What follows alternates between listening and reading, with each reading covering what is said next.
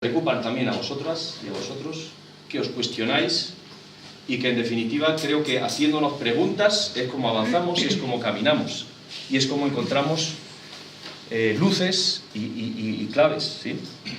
Eso es un poquito el punto de partida.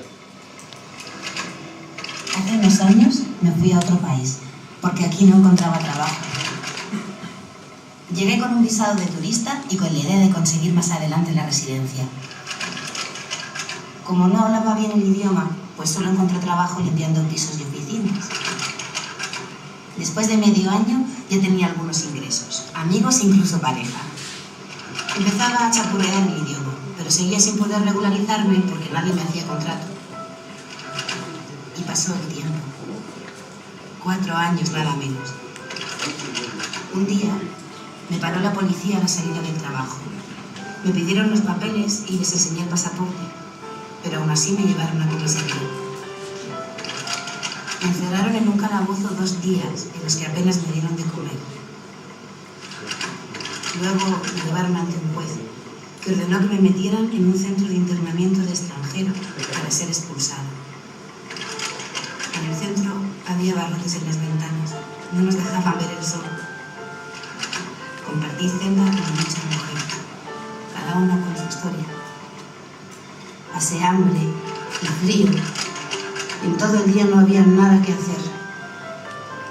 Lo único que me animaba eran las visitas de mi pareja.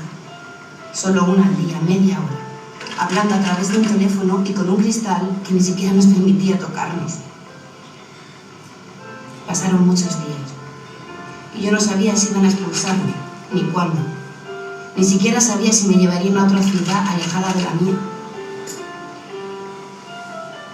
Yo estaba muy deprimida. No comprendía por qué me tenían presa solo por no tener papeles. La incertidumbre se hizo insoportable. Recuerdo aquellos días como los peores de mi vida. Un día, a las 5 de la mañana, me llevaron esposada al aeropuerto. Me resistí a subir al avión. Me pegaron y me metieron amordazada. Dejé atrás mi vida. Si esta situación no es justa para mí, tampoco es justa para nadie.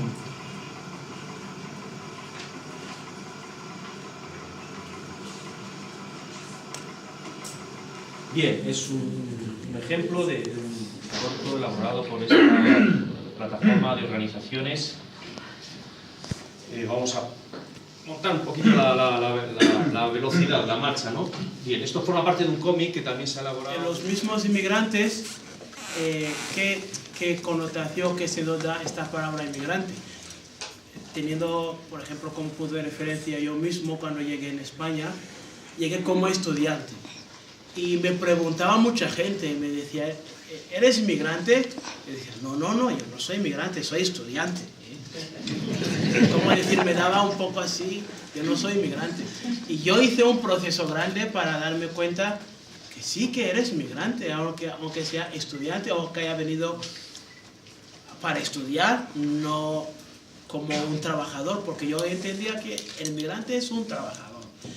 Y ahí donde estoy trabajando en Castellón también tenemos el mismo trabajo que estamos haciendo con los estudiantes internacionales, sobre todo que vienen por Erasmus. Estos estudiantes vienen 6 meses, 1 año, y cuando hacemos encuentros de inmigrantes o cuando en la misma mesa que tenemos, mesa de pastoral de inmigrantes, no participan porque dicen, es que nosotros no somos inmigrantes, somos estudiantes. Entonces, yo creo que también es un gran trabajo, primero hacer entender que el hecho, la misma palabra inmigrantes, no es negativo, es negativo. Y luego, hacer entender a todo el mundo, si eres de fuera, eres inmigrante, eres extranjero. Y lo que podemos trabajar hasta con los mismos nativos, es un trabajo en conjunto, para que ellos entiendan que tú eres inmigrante, ellos son nacionales, pero tenemos cosas en común, como se ha dicho en las ponencias. Sí, donde tú estás viviendo en este momento, tú recuerdas que eres inmigrante. El color, el verdor, por ejemplo, o las normas étaticas de un país, te recuerda que eres inmigrante. Tú puedes tener la nacionalidad, pero sí, tú no puedes ser presidente del país porque las normas dicen que, aunque tenga la residencia, la nacionalidad, pero si no has nacido en España, por ejemplo, tú no puedes ser presidente. Por igual, con la nacionalidad, con la residencia, con todo lo que puede tener, seguirá siendo inmigrante. Y me acuerdo, mi padre, mi difunto padre me decía antes de viajar, en el extranjero seguirá siendo extranjero. Un punto esencial está en el contenido y la manera como expresamos ese término. Porque hace poco, en la mañana, en la exposición, se miraba y se veía esos titulares, ¿no?, que se nos ve como una amenaza, ¿no? La amenaza de la invasión, ¿no? Somos una amenaza para la gente, ¿no? Y no somos acogidos como amigos, somos acogidos como enemigos de los que le quitamos el trabajo a alguien o oportunidades a otros. Y obviamente, como decía ella, pues somos ese chivo expiatorio donde todos los males, ¿no?, para variar, desembocan en nosotros. Porque si hay pobreza o porque si hay hambre, es porque estamos aquí. Si no hay trabajo es porque estamos aquí, ¿no? Entonces, la manera como se nos enfoca y cómo los medios de comunicación lo presentan, crean una mentalidad en la sociedad, ¿eh?, que no nos acoge, sino simplemente nos ve como alguien lejano. Y ya seamos nacionalizados o no, siempre seremos inmigrantes. No porque tengamos el carnet, sino hasta por el mismo apellido. Te dicen, no, es que tu apellido no es de aquí, ¿no? Hay una anécdota muy graciosa. Yo soy sacerdote y trabajo en un pueblo cerca al monasterio donde estoy residiendo. Y me recuerdo que un día estaban las competencias de fútbol, ¿no?, el campeonato de fútbol, y yo tengo mucha amistad con los jóvenes, y entonces los jóvenes decían, oye Mario, ¿vas a venir a ver el partido? Y digo, no, porque tengo catequesis. Pero al lado estaba el alcalde, que no nos llevamos bien, lamentablemente, y le decía, a ese no le invites porque ese no es de aquí, ¿no? Entonces, pero lo que pasa es que al final, cuando hubo la fiesta y estaba sentado delante, le dije, bueno, tengo que empezar la homilía, y le dije, bueno, el burro no es de donde nace, sino donde pase, ¿no? Y hay que tener en claro que uno no es de donde nace, sino de donde está ahí, de donde se siente que es, porque no es el hecho que me acojan, sino que yo me sienta parte de ahí. Sí, bien, Mario. Por ejemplo, provoca la inmigración. Lo que hace es eso, provocar la inmigración y cerrar la puerta. Mantiene dictadores en el poder en África, sobre todo Francia, y es la mayor razón por la que sale inmigrante. La verdad que se esconde, que venimos para buscarnos la vida, una vida mejor, pero es una razón, es la segunda, puede ser la tercera o la cuarta razón, lo de buscar una vida mejor en Europa.